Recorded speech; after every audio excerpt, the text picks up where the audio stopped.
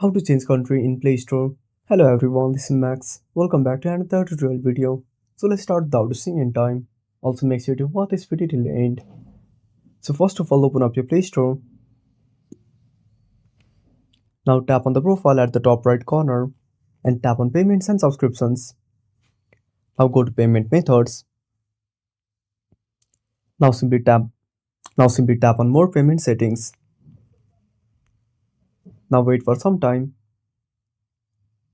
Now on this page, if you have already added a payment method, tap on the three lines at the top left corner. Now tap on more payment settings. Now scroll down. Now tap on country and region and select your country.